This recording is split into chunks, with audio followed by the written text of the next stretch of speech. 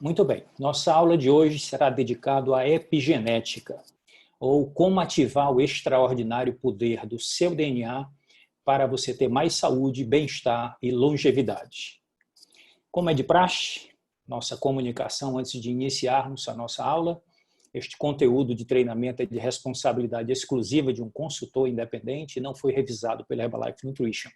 As opiniões e conceitos que serão compartilhados são baseados em meus estudos e experiências pessoais, bem como fundamentado na literatura oficial da Herbalife. Todas as informações apresentadas doravante terão sua fonte citada para confirmação e pesquisa, caso seja necessário. Então, estão prontos? Vamos começar. Eu gostaria de introduzir essa aula mencionando Herófilos de Alexandria, mais ou menos 3 séculos antes de Cristo.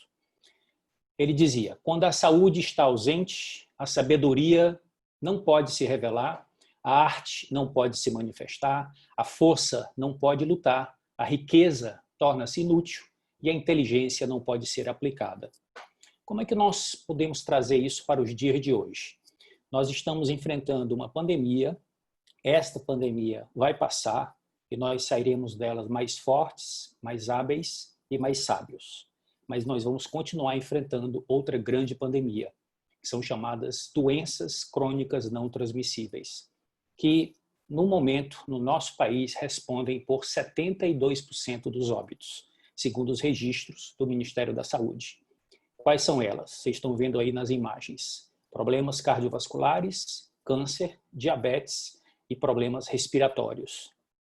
O que tem em comum nessas doenças? É que elas têm fatores de riscos comportamentais que estão por trás delas e que podem ser modificados para melhorar o cenário. Por exemplo, alimentação não saudável, atividade física insuficiente, uso abusivo de álcool e tabagismo em qualquer situação. Se nós conseguirmos trabalhar esses 4 fatores, o nosso país pode economizar, o nosso governo, 100 bilhões de reais por ano, promovendo iniciativa que reduza esses 4 fatores de risco comportamentais modificáveis. Agora, quando a gente fala em doença crônica não transmissível, significa que não tem um agente infeccioso transmitindo de um organismo para o outro. São doenças que a gente tem que analisar quais são as suas causas. E aqui eu tenho uma provocação para fazer neste momento. O que é maior a causa dessas doenças crônicas não transmissíveis? É o seu componente genético ou componente de estilo de vida? Então, hoje nós vamos conversar bastante sobre isso. Para a gente entender as causas, vamos fazer uma pequena viagem na história.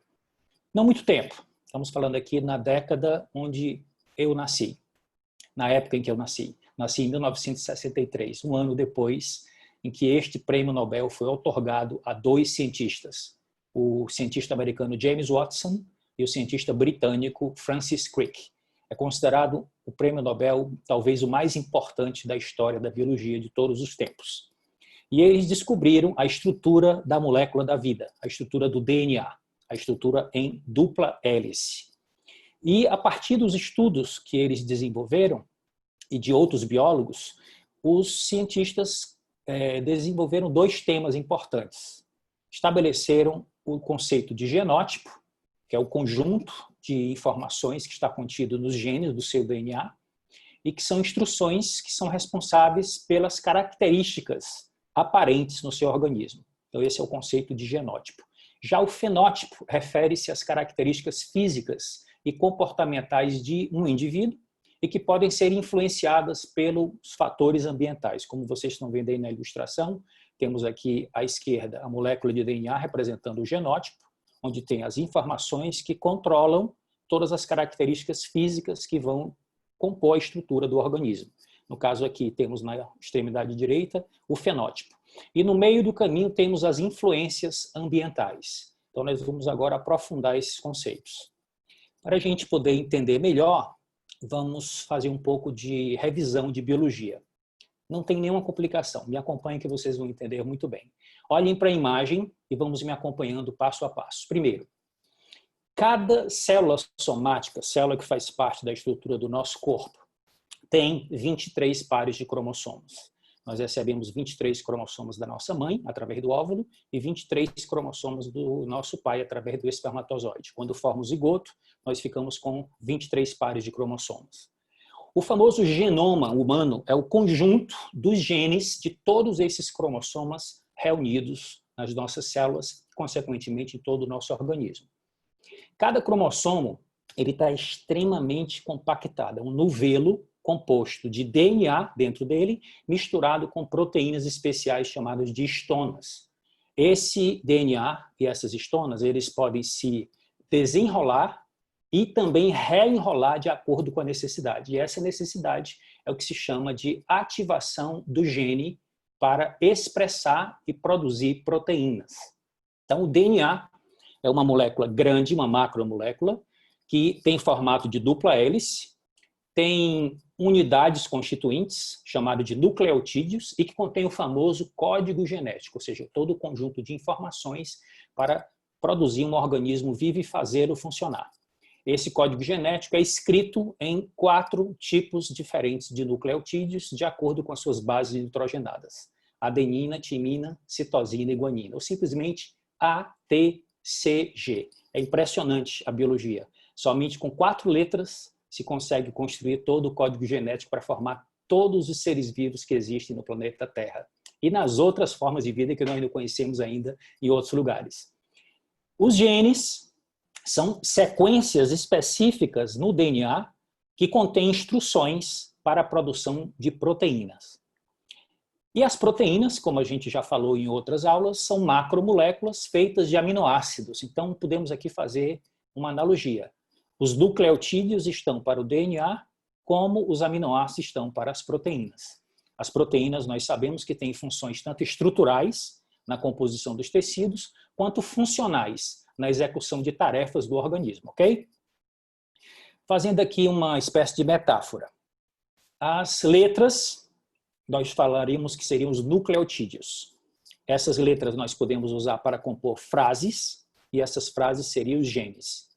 Com um conjunto de frases, nós poderíamos escrever o volume de um livro, e isso representaria o cromossomo. E o somatório de todos esses livros que estão dos nossos cromossomos na célula seria a enciclopédia ou simplesmente o genoma, o conjunto de todos os cromossomas e o DNA que está contido neles. Agora vamos entender como é que esse DNA controla a produção das proteínas. O DNA está localizado no núcleo da célula, como vocês podem ver aqui na imagem do lado direito. Ele não sai do núcleo da célula, certo? Tem também DNA dentro da mitocôndria, mas a maior parte do DNA que comanda o funcionamento da célula está no núcleo. E as proteínas são produzidas fora do núcleo, são produzidas no citoplasma. Então, o DNA tem que transmitir a sua informação genética para ser traduzido em proteínas, que vai ocorrer a produção no citoplasma da célula. Então, quem faz a transmissão dessa mensagem do DNA de dentro do núcleo para a estrutura fabricadora de proteínas, produtora de proteínas no citoplasma, é o chamado RNA, que é um outro tipo de ácido nucleico. Então, aqui à esquerda vocês podem apreciar o que se chama o dogma central da biologia molecular. Ou seja, o DNA tem por princípio e característica a capacidade de criar cópia de si mesmo. Cada vez que a célula vai se duplicar, vai se reproduzir, o DNA faz cópias para que essas células recebam seu próprio DNA. Então, isso chama-se duplicação. O DNA tem capacidade de abrir a dupla hélice e expor um pequeno trecho chamado de gene, e esse gene ser lido e transcrito para a molécula de RNA, isso ocorre dentro do núcleo, e esse RNA vai sair do núcleo e, ao chegar na maquinaria produtora de proteínas no citoplasma, esse RNA vai ser traduzido em estruturas de aminoácidos para formar as proteínas que fazem parte da nossa estrutura biológica, bem como das funções do nosso corpo. Então, através da nutrição,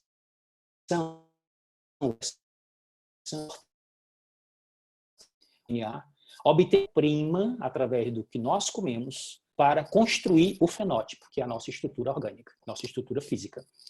Então, se vocês observarem a imagem, nós estamos vendo aqui alimentos proteicos sendo utilizados para obter aminoácidos a partir do processo da digestão, absorção na mucosa intestinal, cai na corrente sanguínea e é distribuído pelo corpo inteiro, e ao chegar na intimidade de cada célula, nós vamos construir as proteínas do nosso próprio corpo. Isso se dá graças ao genótipo, ou seja, graças ao controle executado pelo DNA, que vai organizar o tipo de proteína específica para cada tecido.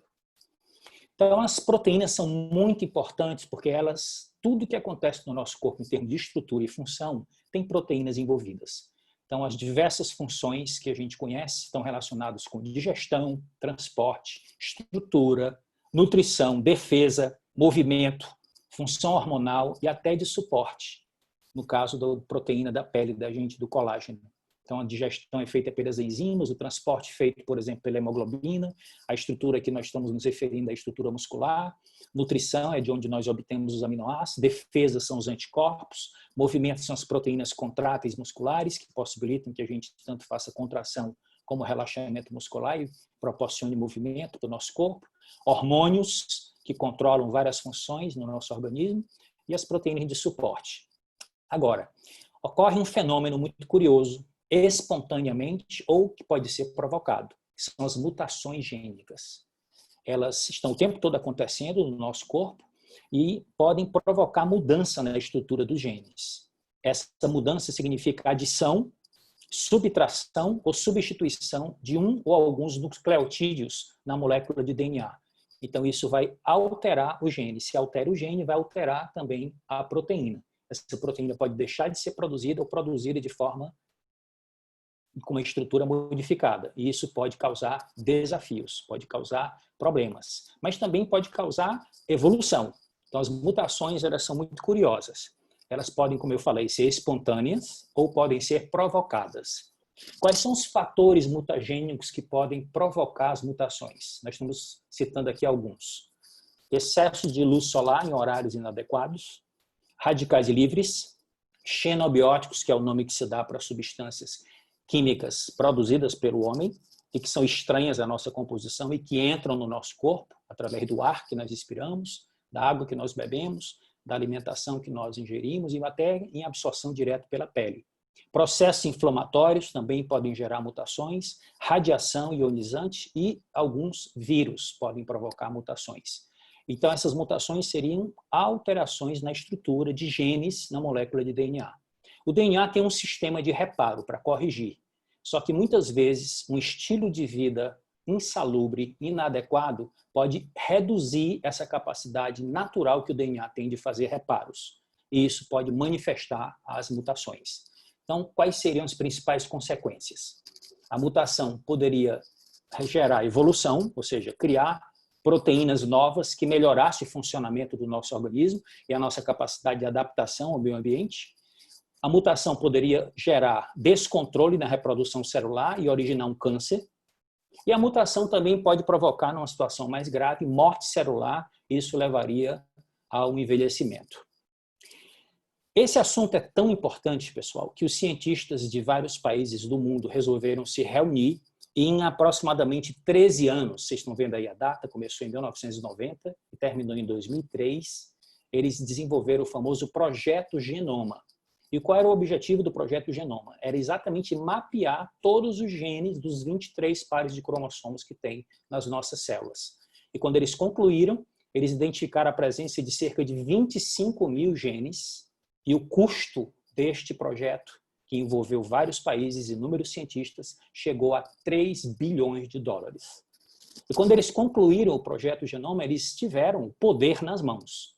Saber onde é que estavam as mutações, saber onde é que estavam os genes principais que controlam todo o funcionamento do nosso organismo e, a partir daí, poder criar estratégias para melhorar a nossa qualidade de vida e tratar algumas doenças.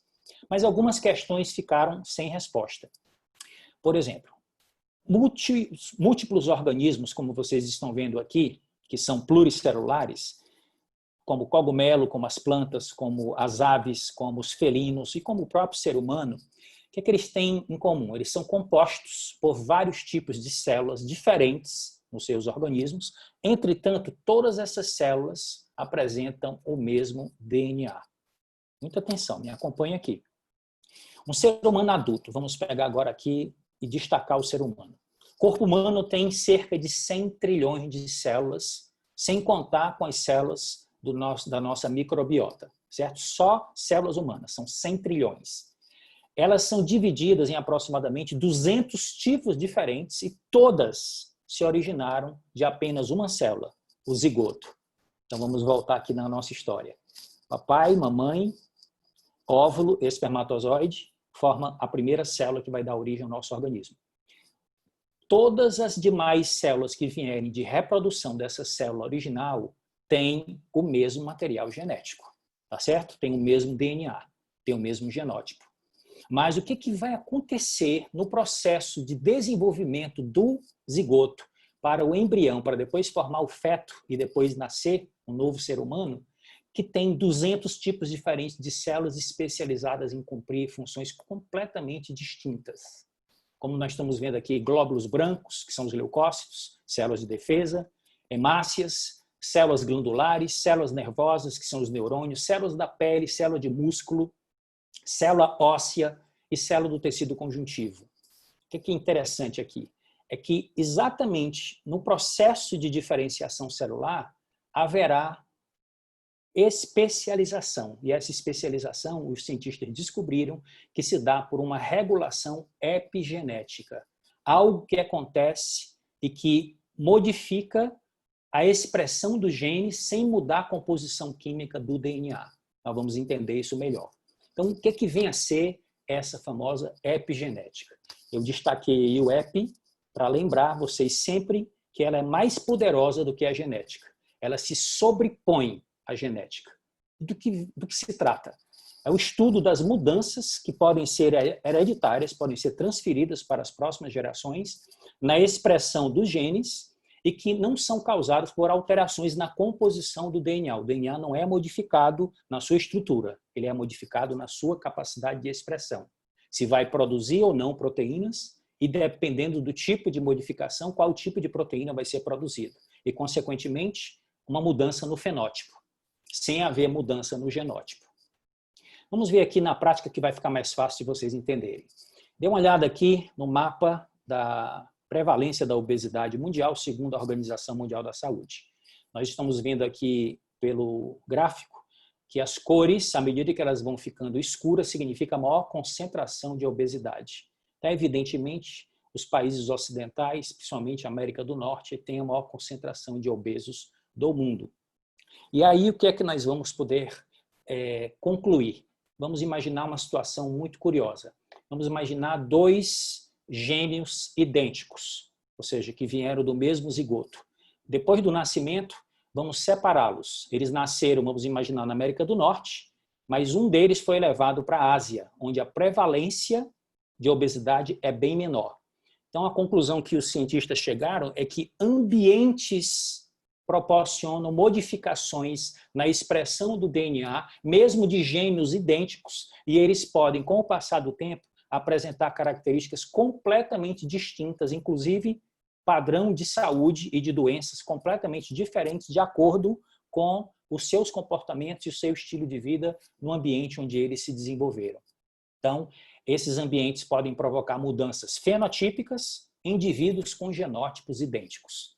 Então, isso é uma das evidências da epigenética. Vamos ver aqui uma outra situação que talvez não seja conhecida de todos. No tempo que eu estava na Universidade Federal, fazendo meu curso de Ciências Biológicas, eu estudei muito a biologia das abelhas. Vocês estão vendo aí um enxame de abelhas. E vamos entrar no miolo desse enxame. Aqui dentro nós estamos vendo a abelha rainha, que é essa do centro, a maior, e estamos vendo abelhas operárias, que estão em torno dela. E se eu disser para vocês que geneticamente o DNA da abelha rainha é exatamente o mesmo DNA das abelhas operárias? E aí vocês ficam se perguntando, como pode uma abelha que é muito maior do que as outras, que tem capacidade de reprodução, que gera toda a colmeia, e as outras trabalham para ela? O que acontece? Qual é a razão dessa modificação? Então, primeiro vamos entender como é que surgem as famosas 3 castas que compõem uma colmeia de abelhas. Então, tem a rainha, que é a única, tem as operárias, que são milhares, e tem os zangões, que são mais ou menos algumas centenas e que surgem temporariamente dentro da estrutura da colmeia. Então, vocês estão vendo aqui no quadro da esquerda a rainha, que tem capacidade de produzir os óvulos, e dentro do abdômen da rainha, ela tem duas estruturas. Tem os ovários, que fabricam os óvulos, e tem uma bolsa, a espermateca, onde ela deposita, melhor, armazena os espermatozoides que foram depositados pelos zangões na ocasião da cópula. Isso é uma coisa que acontece num determinado período, quando a rainha está madura. Então, a rainha, depois disso aí, ela decide a reprodução de todos os tipos de abelhas que vão acontecer dentro de uma colmeia. Se ela faz a fecundação dentro do próprio abdômen dela, pega um óvulo produzido no ovário, com um espermatozoide armazenado na espermateca e faz a fecundação, pode nascer uma operária ou pode nascer uma nova rainha. Mas se ela não faz fecundação, só o óvulo pode desenvolver um zangão. Então, através desse tipo de diferença, você tem as três castas. Mas a diferença agora que a gente tem que observar, e a curiosidade, é como é que, da origem da mesma estrutura de reprodução celular e com o mesmo DNA, você tem a operária e a rainha. Então, veja aqui, temos as três castas aqui apresentadas nessa imagem, e a pergunta: se a rainha e as operárias são geneticamente idênticas, por que têm estruturas e funções tão distintas? E aqui eu queria mostrar para vocês onde é que está a resposta dessa grande questão biológica. A abelha operária, algumas delas saem da colmeia e vão buscar alimentos. Vão buscar néctar nas flores, que vai se transformar no mel de abelha, e vão colher também pólen das flores. Nem todo mundo sabe que o pólen é a principal fonte de proteína das abelhas. E quando elas chegam na colmeia, elas vão pegar esse néctar e transformar em mel e armazenar, e vão pegar o pólen também e vão armazenar em outro tipo de estrutura dentro da colmeia. Vocês também já ouviram falar que as abelhas colhem resinas e elaboram essas resinas com secreções e misturam com pólen, misturam com néctar e fabricam a própolis, que tem função, primeiro, de isolar o interior da colmeia para manter a colmeia completamente asséptica, para evitar contaminações, e que tem propriedades antibióticas e tem propriedades imunomoduladoras extraordinárias e que a gente já, em outras aulas, recomendou o uso da própolis juntamente com limão, como uma excelente forma de você iniciar o seu desjejum. Agora, essa tal de geleia real, de onde é que vem? É uma secreção de uma glândula que fica na cabeça da abelha operária, chamada glândula hipofaringiana. E qual é a importância dessa geleia real? Aqui está o segredo que faz a diferença entre a rainha e as operárias.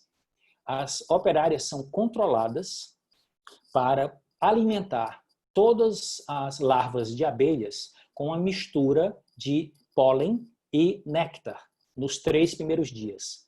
Entretanto, aquelas larvas de abelhas que vão se transformar em rainhas, elas são modificadas na sua alimentação a partir do 3º dia e passam a ser alimentadas exclusivamente com a geleia real. Então, aí está comprovado pela ciência, a geleia real induz alterações epigenéticas no DNA da larva e faz toda essa transformação no desenvolvimento do fenótipo da abelha rainha. Então, é a geleia real, através de uma ação epigenética, que transforma aquilo que poderia ser uma operária numa abelha exclusiva, que é a abelha rainha. Então, as pessoas, muitas vezes, com tanta informação sobre genética, elas acham que a genética tem uma importância muito grande. E algumas dizem, a minha genética não ajuda. Por exemplo, se eu vou ser doente ou saudável, se eu vou ser gordo ou magro, se eu vou ser forte ou fraco, se eu vou ter vida curta ou serei uma pessoa longeva. Para a maioria das pessoas, principalmente aqueles que não querem fazer mudanças ou não têm informação, eles acham que a resposta está na genética. E eu quero dizer para vocês que não está. Que a ciência moderna afirma que no máximo 30% da nossa saúde e da nossa longevidade está controlada pelos nossos genes. Portanto, no mínimo 70% nós podemos controlar através de um estilo de vida ativo e saudável. E aqui nós estamos resumindo 3 grandes pilares que nós propomos com o nosso programa. Uma alimentação saudável e balanceada, prática regular de exercícios físicos e suplementação com antioxidantes e vitaminas e minerais. Existem vários outros fatores que nós podemos lançar mão no nosso estilo de vida para melhorar a nossa perspectiva. mas vamos resumir aqui nesses 3 principais para a gente começar a analisar. Nós estamos vendo muitas publicações de divulgação para o público, inclusive leigo, falando sobre este tema. A genética não é o destino, a vida em suas mãos, a dieta do DNA, e todas elas falando sobre o poder da epigenética, portanto, o poder das nossas escolhas a respeito do nosso futuro, da nossa saúde, do nosso bem-estar e da nossa longevidade. Então, aqui eu queria confirmar. Não somos mais escravos da nossa hereditariedade. Através das nossas escolhas, nós podemos fazer com que determinados genes que nós recebemos dos nossos pais, inclusive genes que podem gerar doenças, não se manifestem de acordo com o nosso estilo de vida. Então, o estilo de vida, as nossas escolhas e o ambiente onde nós vivemos é predominante na manifestação do nosso genótipo, no nosso fenótipo. Então agora, depois do projeto Genoma, o que é que a ciência está concentrada? Está concentrada em compreender a função desses genes que foram descobertos e como eles são afetados por fatores ambientais, como tabagismo, poluição, atividade física, estresse, medicamentos, mas principalmente pela nossa alimentação. Esse é um assunto tão sério, meus amigos, que é reportagem de capa de revistas no mundo inteiro, como vocês estão vendo aqui na Time. Olha o que é que está traduzido aí diretamente da capa. Por que o seu DNA não é o seu destino? A nova ciência da epigenética revela que o ambiente e as escolhas que você faz em relação ao seu estilo de vida podem mudar a expressão dos seus genes, mas pelo fato de serem transmitidos hereditariamente, também vão mudar a expressão dos genes dos seus filhos e dos seus netos. Então, os cientistas mergulharam na bioquímica para descobrir exatamente o que é que acontece. E diversas publicações científicas já foram feitas com esse tema. E aqui eu quero que vocês deem uma olhada do lado direito para o lado esquerdo. Lá embaixo nós estamos vendo o cromossomo, e de dentro do cromossomo nós estamos tirando o DNA enrolado com as proteínas. Então, cada esferazinha dessas são as proteínas, chamadas de histonas, e esse fio azulado é o DNA. Então, se ficar compactado, o gene não consegue se expressar e nenhuma proteína vai ser produzida. Se descompactar, o gene é exposto e aí pode ocorrer a expressão.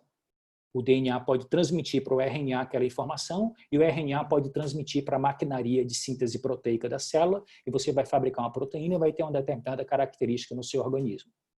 Então, eles descobriram que existem fatores ambientais que vêm de fora para dentro da célula e que podem regular essa capacidade de expressar ou não expressar o gene. Então, de novo, se você recebeu dos seus pais genes que podem transformar-se em doenças no seu organismo, na sua existência, não necessariamente você é escravo dessa sina. Você tem o poder de escolher o seu estilo de vida e, a partir dessas escolhas, você não expressar esse gene e não adoecer, a despeito de seus pais e antepassados terem tido esse tipo de problema com a sua saúde. Então, dê uma olhada aqui agora nessa imagem que eu gosto muito, ela é muito didática. Temos aqui um indivíduo separando 2 cenários e o seu DNA aqui no centro. No cenário da esquerda, nós temos um estilo de vida ativo e saudável. No cenário da direita, nós temos um estilo de vida que, infelizmente, é praticado pela maioria da população. E aí está mostrando o resultado no próprio organismo da pessoa. A perspectiva de qualidade de vida, de saúde, bem-estar e longevidade é profundamente influenciado pelo ambiente e pelas nossas escolhas. Então, tem uma outra frase que eu gosto muito desse médico americano, que é: a sua genética carrega a arma, mas o seu estilo de vida é que puxa o gatilho. Então, eu estou lendo atualmente esse livro desse grande biólogo francês, Joël de Ronet, e ele diz o seguinte: a epigenética tornou-nos ainda mais responsáveis pelas nossas escolhas. Afinal de contas, nós podemos administrar o nosso corpo e a nossa saúde. Então, a epigenética nos trouxe liberdade, nos trouxe poder de controle em grande parte da nossa qualidade de vida. Agora, vamos dar uma olhada nas principais influências epigenéticas nos seres humanos confirmadas pela ciência moderna. De cima para baixo adiante, vamos analisar no sentido horário.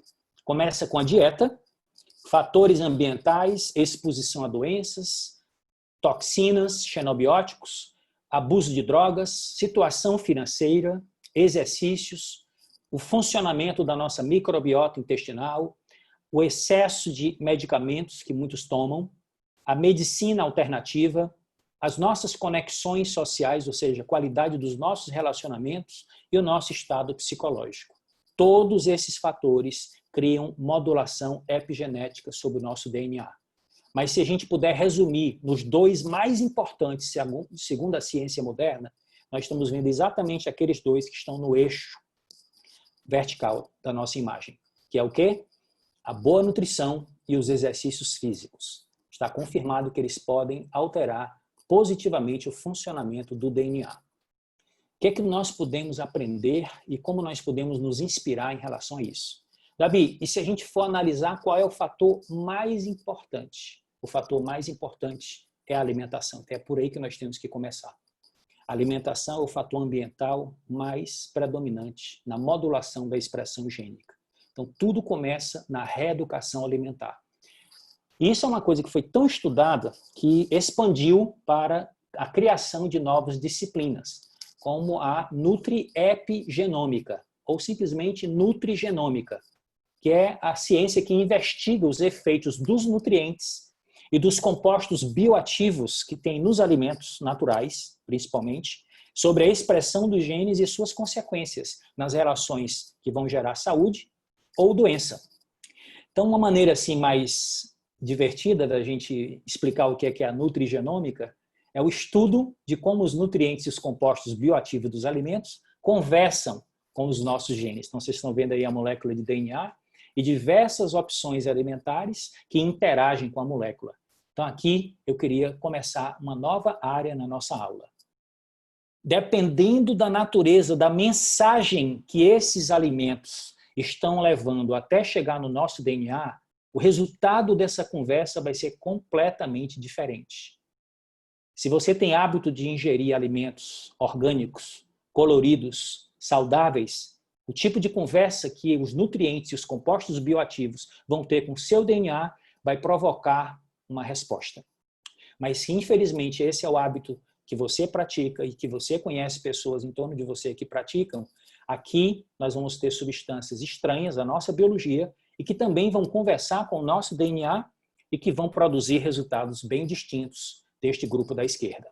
Então, quando a gente olha para um ser humano comendo um sanduíche, a maioria das pessoas pensam em quê? Pensam em calorias. Mas eu quero dizer para vocês que os alimentos não contêm apenas calorias. Eles também contêm informações. E isso é a essência para entender a nossa atitude em relação à nossa alimentação e o poder que nós temos de, através da epigenética, melhorar a nossa saúde. Então, vamos ver aqui alguns exemplos. Temos aqui um refrigerante de cola e a quantidade de quilômetros correndo de exercício que você teria que fazer para queimar a quantidade de caloria.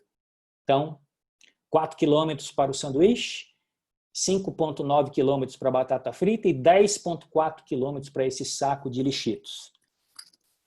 Uma vez eu vi uma propaganda deste refrigerante de cola dizendo o seguinte, que numa garrafa tem a mesma quantidade de calorias que 2 maçãs.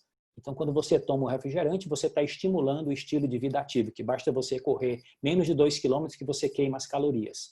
Só que aqui tem um pouco de questionamento nessa mídia. É a mesma quantidade de calorias, mas o que acontece dentro do nosso corpo quando nós tomamos um refrigerante de cola versus comemos 2 maçãs? Pode ter as mesmas calorias, mas os efeitos no organismo são extraordinariamente diferentes. Qual é a diferença? Nós estamos vendo aqui do lado direito a composição da maçã. Temos água, açúcar, em quantidade bem reduzida, comparada com o refrigerante de cola original. Temos fibras que metabolizam bem esse açúcar. Temos vitaminas e minerais, uma quantidade muito grande de fitonutrientes. Por outro lado, na composição do refrigerante, nós temos água, açúcar, sal e um xarope de substâncias químicas artificiais chamado de xenobióticos. Então não pense só em calorias. Pense que quando você se habitua a tomar essas coisas, que são calorias vazias, cheias de porcaria e péssimo para a saúde, você tem uma perspectiva de qualidade de vida comprometida, porque não são só calorias que você está ingerindo, são substâncias que vão terminar alterando a expressão dos seus genes. É um absurdo, infelizmente, no nosso país, a falta de informação faz com que muitas pessoas deem para os seus filhos, ainda numa idade muito nova, refrigerantes. Então, tenta imaginar jovens dizendo um para o outro, vamos comer um sanduba. E aí, quando eles vão comer, eles pedem lá o sanduíche da sua preferência, da sua conveniência, só que, como fica todo mundo pensando em caloria, alguns estão querendo ficar fit, eles vão pedir um refrigerante diet, para tentar compensar e tentar também acalmar a consciência. Só que, amigos, tanto no refrigerante diet quanto no sanduíche tem uma quantidade enorme de substâncias químicas estranhas que, expondo o nosso corpo, muitas vezes a essas substâncias, você vai terminar desenvolvendo desequilíbrios. E um outro fator interessante é que muitos desses sanduíches, desses alimentos fast food, eles são alterados na sua composição de tal maneira, ou seja, são retirados nutrientes e colocados tantos aditivos químicos que eles terminam não se decompondo. Tem um Instagram dessa médica, que eu acompanhei uma vez essa publicação, onde ela fez um pequeno documentário de 205 dias com o sanduíche que ela comprou. E ela fez esse documentário e observou que ele não se decompõe, ele só se desidrata. Davi, como é que é essa história de decomposição? Todo mundo aqui já viu um alimento na sua casa que você esqueceu de colocar na geladeira, ou simplesmente na fruteira, as frutas, que se você deixar e não acondicioná-las corretamente no ambiente refrigerado, elas podem se estragar, elas podem se decompor, certo? Podem morfar.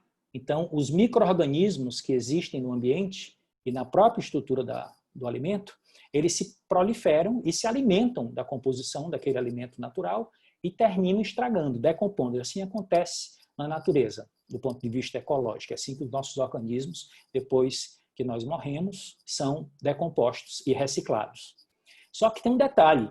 Aquele tipo de produto que vocês viram lá documentado pela médica não se decompõe. Se não se decompõe, significa que nem os fungos, nem as bactérias, ou seja, nem os decompositores comem. Por que você iria comer algo que nem os micro-organismos querem comer? Vale a reflexão. E aqui vamos falar um pouco sobre xenobióticos. As substâncias químicas que são produzidas pelo homem, são um subproduto da civilização e que nós terminamos entrando em contato com muitas delas, principalmente nos grandes centros urbanos. Então elas terminam intoxicando o nosso corpo. E tem muitos estudos científicos falando sobre os efeitos acumulativos.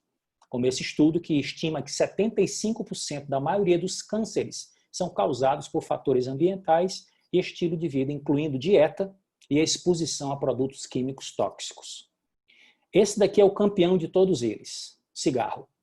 5.000 xenobióticos conhecidos que você coloca dentro do seu organismo por tragada. Então, converse um pouco com alguém que você conheça que ainda fuma. Pesquisa. Todos os níveis de exposição à fumaça, ou seja, fumante ativo ou passivo, podem causar alterações epigenéticas no DNA que pode terminar refletindo no aceleramento do envelhecimento e processos biológicos que podem gerar doenças. Aqui temos uma publicação interessante. Estamos falando aqui de carnes processadas e cigarro. E os médicos afirmando: reduza seu risco de contrair 23 tipos de cânceres e outras doenças crônicas, abandonando essas duas coisas, carnes processadas e tabagismo. Davi, por onde é que eu devo começar? Eu devo começar na origem de tudo. Cuidar da nossa saúde para que a gente possa ter possibilidade de entregar para as próximas gerações uma melhor qualidade de vida. E graças à ciência da epigenética, muito estudo foi feito nesse sentido. Então, a dieta da mãe, durante a gravidez, pode afetar o risco do desenvolvimento de câncer ao longo de toda a vida da criança. Seus filhos são o que você come e seus netos também serão. Eu achei impressionante essa publicidade que foi feita por uma instituição de saúde lá nos Estados Unidos, mostrando que o que a mãe come passa para o filho e do filho passa para o neto. Como assim, Davi? Tenta imaginar aqui esta imagem que vocês vão concluir. Estamos vendo aqui uma mãe grávida fumando. ou com qualquer tipo de outro comportamento insalubre. Então, primeiro nível que vai ser afetado com esse comportamento insalubre, no caso aí pelo cigarro, vai ser a mãe, a primeira geração. Através da placenta, ela passa para o feto, segunda geração. E lá no feto nós temos as gônadas, as glândulas que vão produzir as células que vão gerar as próximas gerações, os gametas, o óvulo e o espermatozoide. Então, você chega a afetar até as células reprodutivas, portanto, a terceira geração é afetada de acordo com o nosso comportamento. Isso é impressionante. Agora, eu também tenho uma notícia boa. Olhem para a imagem. Vamos apagar o cigarro e vamos incluir uma alimentação colorida e balanceada e outros fatores de um estilo de vida ativo e saudável. Isso também vai afetar as próximas gerações, não só o seu corpo. Então, a nossa recomendação e a recomendação dos órgãos de saúde é que tudo comece o mais cedo possível. Mas se você está assistindo a essa apresentação e está tomando a decisão de se cuidar daqui para frente, independente da sua idade, transformações poderosas podem ser conquistadas quando você faz essas mudanças. Mas o ideal é que a gente comece o mais cedo possível. Então, vamos lembrar, os alimentos não contêm só calorias. Eles também contêm informações.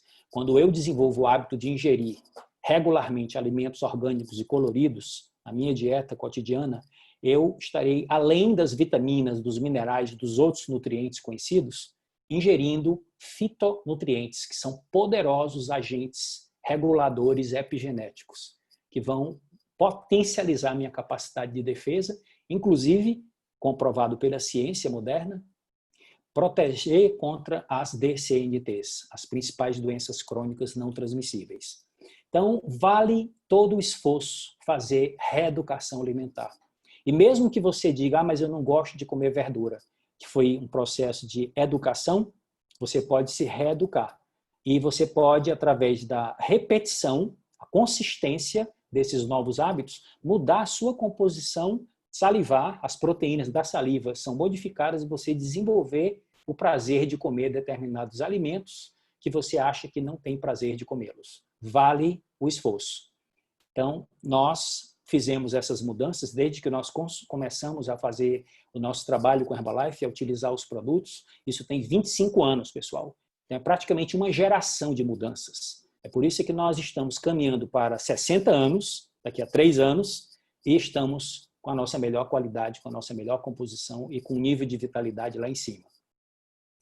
Aqui agora, para a gente começar a concluir, o que é que a ciência tem confirmado sobre as plantas e os vegetais que têm comprovação de evidências de modificações epigenéticas.